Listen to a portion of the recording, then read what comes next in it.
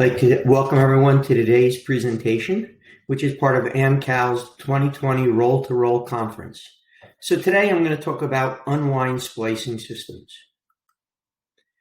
So when unwinding a roll of material, one must consider how the end of the expiring roll will be spliced to the beginning of the new roll.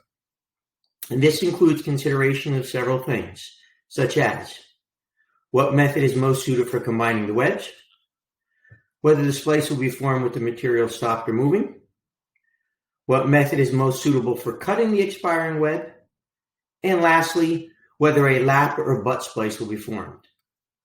In this presentation, we'll address these topics as well as several associated subjects. So let's start by talking about methods for attaching the end of the expiring web to the beginning of the new web. So there's several methods available for securing the end of the expiring roll of material to the beginning of the new roll. And the selection of which method is best is dependent on several factors, including the properties of the web materials being combined, the process conditions that the splice will be exposed to, and the application's web handling requirements. So we'll look at several available options and their associated advantages and disadvantages. So let's start with the most common or most typically used method, which is using pressure-sensitive adhesive or double-sided pressure-sensitive tape. So this type of splice is formed by sandwiching the adhesive or tape between the end of the expiring roll of web and the leading edge of the new roll of web. So what are the advantages of this type of splice? Well, a minimal amount of equipment is required to form this splice. In fact, typically it can be performed right on the surface of a roll or at a splice table like you see here. It's extremely easy to form. There's not a lot of alignment that's required between the two ends of webs, and minimal time is required to prepare and complete this splice. Of course, there are disadvantages. It's only compatible with those web materials that are receptive to adhesives or tapes. The splice strength is only as strong as the adhesive or tape's bond to the web. It may not withstand certain process conditions like high tensions. It's usually not really good for high tension. High temperatures can affect it, and moisture can affect it. And lastly, the splice has two web layers which are on top of each other and therefore has twice the thickness of web, which can be an issue going through your process. So to address the concern of the two layers of web, one can butt the end of the expiring roll of material to the leading edge of the new roll and then apply a single-sided pressure-sensitive tape over the seam.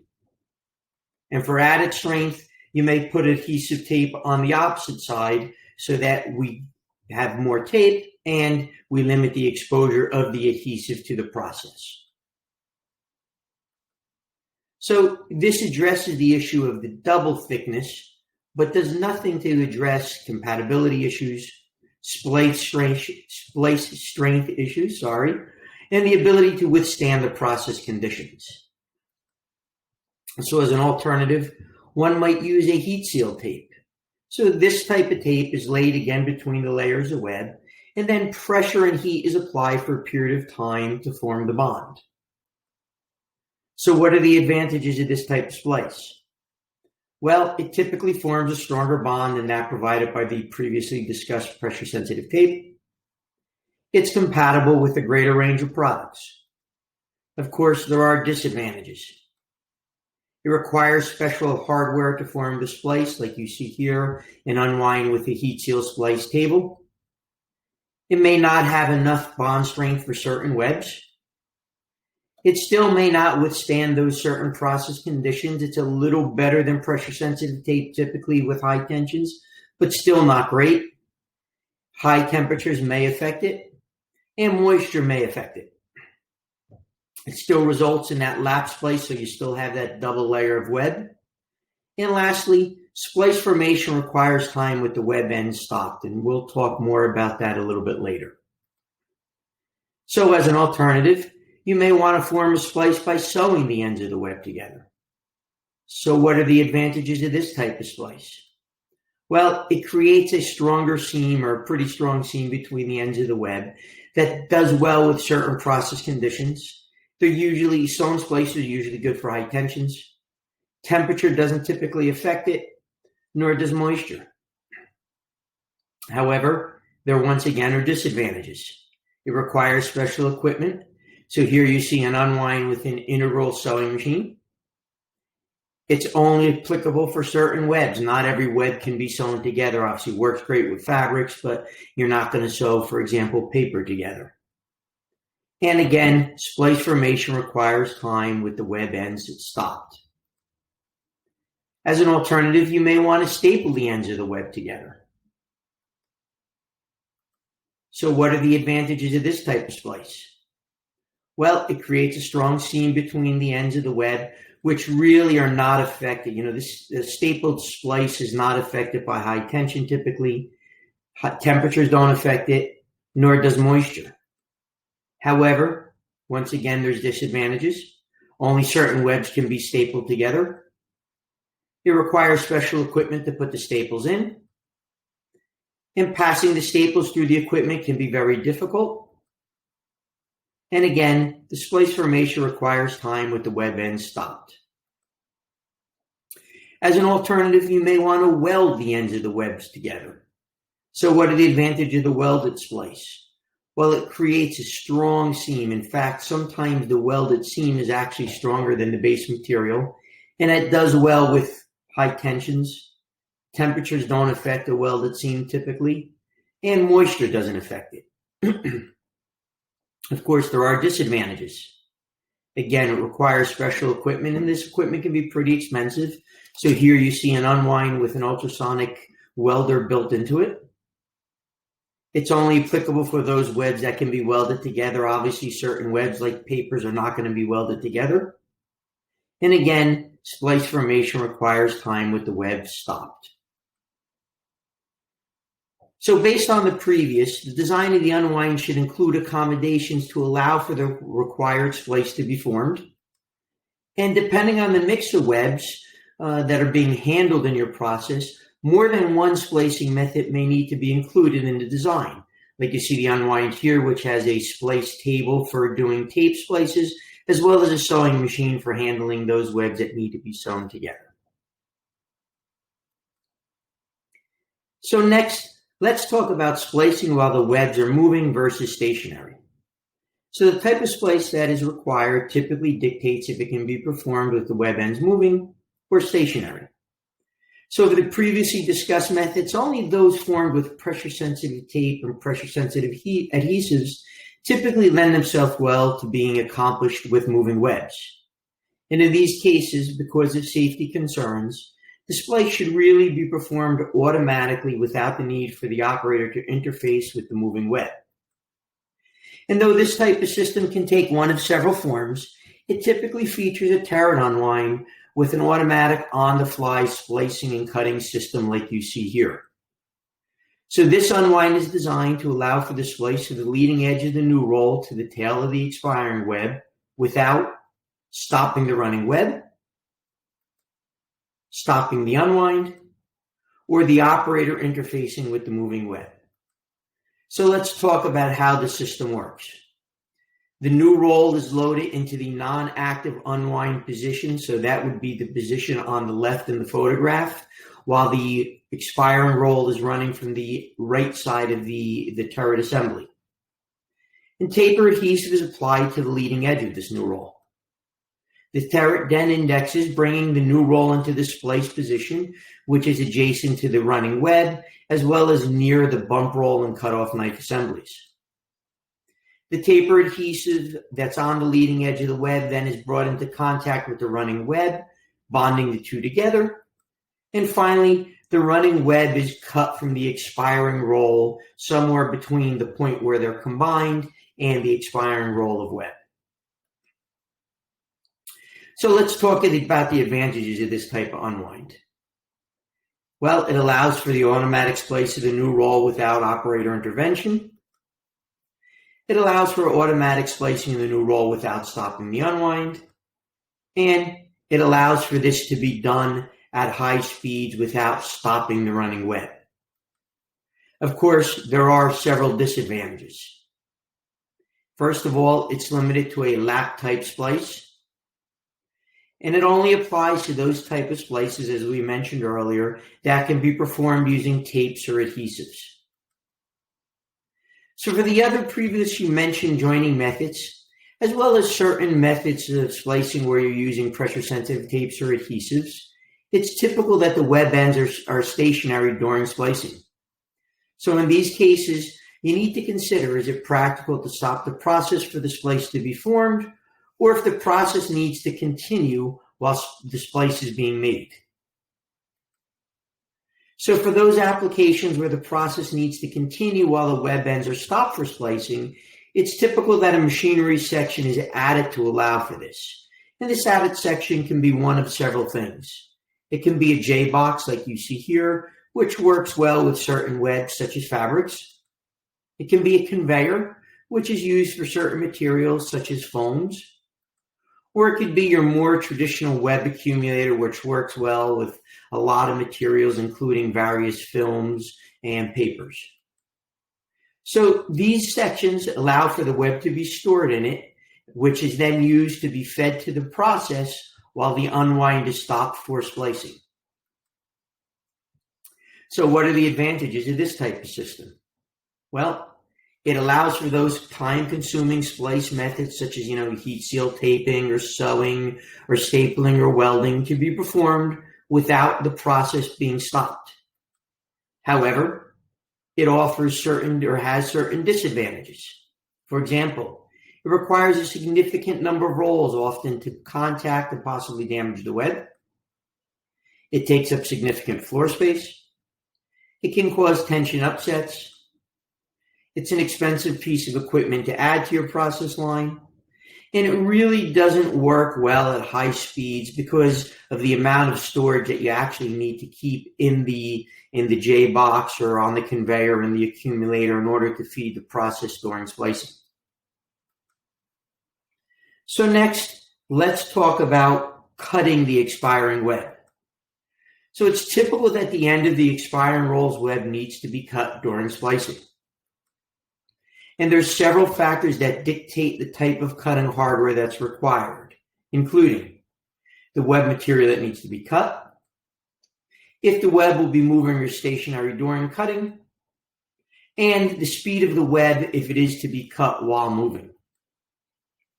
So for those splices with the end of the web stopped, cutting has traditionally been a simple task, often performed manually by an operator using something like a knife or a pair of scissors.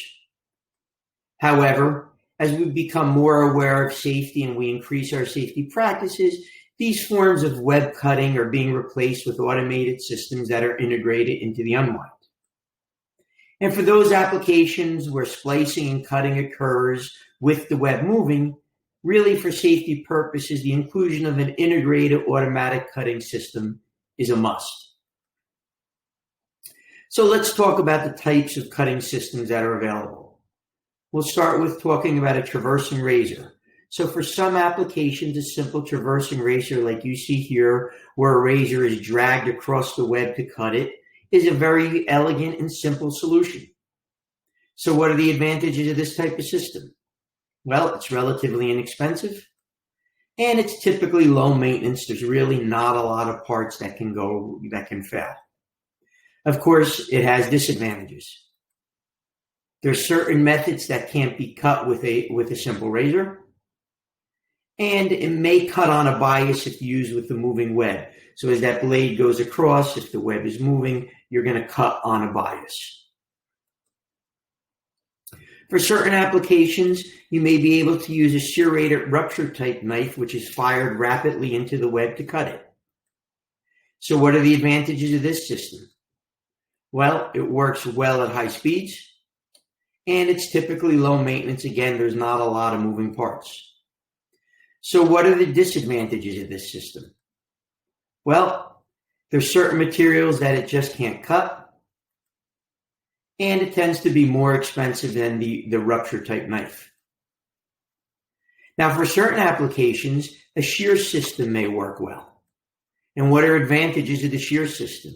Well, at the end of the day, it works really well with some difficult to cut webs. However, there are certain disadvantages to this system. They tend to be high maintenance. You need to keep the blades clean. You also need to make sure that the blade to anvil alignment is accurate. It doesn't work well at high speeds, and it tends to be an expensive piece of hardware. For other applications, a traversing driven cutter might be best suited. In this case, it's actually a driven blade that traverses across the web to cut it. So what are the advantages of this type of system? Well, it really works well on a wide variety of webs, but it does have quite a few disadvantages. Doesn't work well at high speeds. It may cut on a bias, again, if used with a moving web. So as that cutter goes across and the web's moving, you're going to get a biased cut. It's expensive, and they typically tend to be high maintenance devices. So next, let's talk about lap splices versus butt splices. So in addition to considering, how the ends of the web will be held together and how we're going to cut them, you need to consider what type of splice is required. And the type of splice typically takes one of two forms, as the title of this slide implies, and they each have certain advantages and disadvantages. So again, as the title says, we're going to talk about these two types of splices, and one is going to be the lap splice, and the other being a butt splice. So let's start by talking about a lap splice. So this splice is formed, as the name says, by overlapping the end of the expiring roll of web with the beginning of the new roll of web. And it can be formed using several of the previously discussed joining methods, including sandwiching pressure-sensitive tape or adhesive between the layers of the web, like you see here, sandwiching a heat-activated tape between the layers of web, sewing the splice together, stapling it together, or welding it together. So let's talk about the advantages of a lap splice. Well, the biggest advantage is it's easy to prepare and form. However, it does have disadvantages. And really, the biggest disadvantage is when you have a lap splice, you have that double thickness of web, which has to go through the process, which often requires you to open the coating nips to allow for passage, creating waste. And when wound into the finished product roll, it can result in damage to multiple adjacent layers of the product as you get that double thickness of web wound into it. Now, as previously discussed, the traditional automatic flying splice unwind forms a lap splice. And this type of splice has an additional disadvantage, which is that it has an uncontrolled tail at the end of the expiring roll of web between where the tape ends and where you actually cut the web. So you see that uncontrolled tail here. So this uncontrolled tail causes additional problems as it passes through the process, including dragging in coating pans, contacting dryer nozzles, and folding over when wound into the completed product or the completed roll of product, again further damaging adjacent layers of the web as that tail bunches up and can damage adjacent webs or adjacent layers. So now let's talk about the butt splice. So this splice is formed by butting the end of the expiring roll of material to the leading edge of the new roll of web. And again, it can be formed using several of the previously discussed joining methods, such as applying pressure-sensitive tape to one or both sides of the seam. You can sew the ends together to form a butt splice. You can staple the ends together for a butt splice, and you can weld the ends together to form a butt splice. So what are the advantages of the butt splice? Well, it eliminates that double thickness of web, so therefore it can eliminate the need for the seam jumping or eliminate the damage to the successive layers as it's wound into the product. Of course, there are disadvantages to forming a butt splice. It's harder to prepare than a lap splice because you need to align the edges of the web together to form the butt. And the method used to form the splice traditionally requires the web ends to be stopped.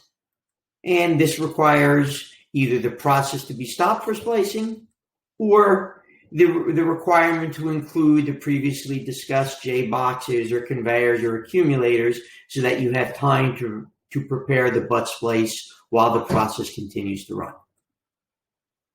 So for those materials where the process, or those, those materials or processes where pressure-sensitive tape can be used for splicing, where a lap splice is not desirable, and where stopping the process during processing is not acceptable, and where you don't want to include a web storage device such as a J box or a conveyor or an accumulator, and whereas patented lapless splice unwind is an alternative.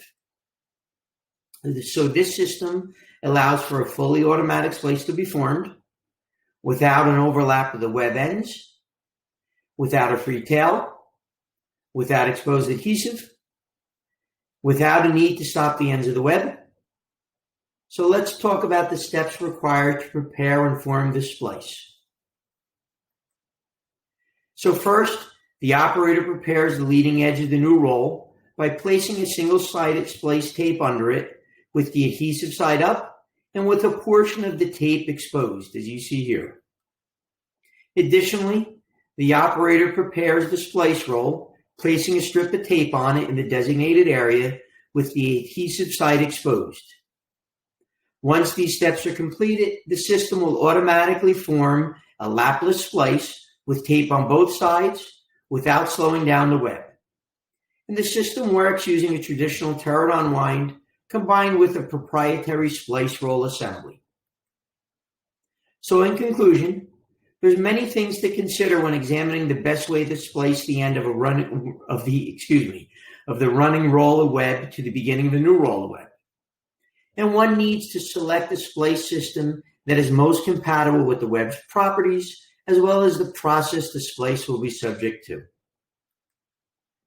So I thank you all for attending and look forward to your questions.